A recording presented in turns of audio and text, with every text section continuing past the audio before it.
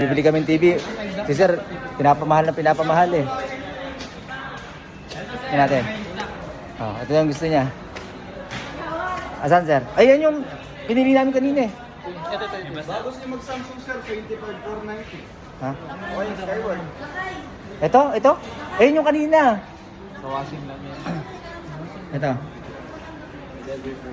55 inches. Ito na sir, ito na yung TV na yung ano kanina, di ba? Diba? 55 din to? Yes sir. Ayun yung isa yung QLED. Ah. Ayun sir, meron. May stock. Ito 55. Ito sir, meron. Pwede yung display. Pwede naman sir, display. Ikaw?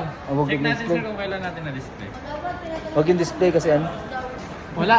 Na binabasa nyo, may washing Ma'am, may machine. free pala kami doon. Wala, washing machine. Ay, washing talaga machine. po yun. Tsaka Ay, dryer. bibili naman tayo washing machine. Pag-flashing lang po merong Starbucks Ah. tsaka... July 30. July 30. 1 month pa lang sa At least na ano na. Ayoko, babad second hand na yan eh. Nahawakan na kasi niya eh. Oo nga. Ang dami ng dumut-dut dyan eh. Ano yun? Dapat touchscreen. Ano sir? Eto, kailan ito na-display? Pag itong ngayong buwan lang, kawid na tayo. Oh. August na ano? July din? July 10. Pero ito gusto namin. Ito na lang. At na lang. I-box mo na to kuya. Display na lang. Okay yan sir. June, July. Isang buwan na. Oh. Ito lang kami. At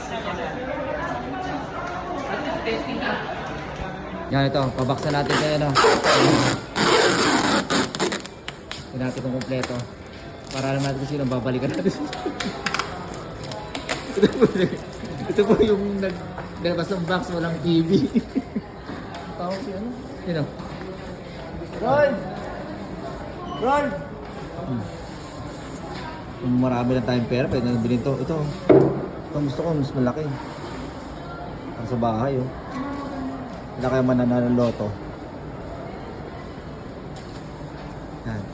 Box na natin to. Para may mount na mamaya.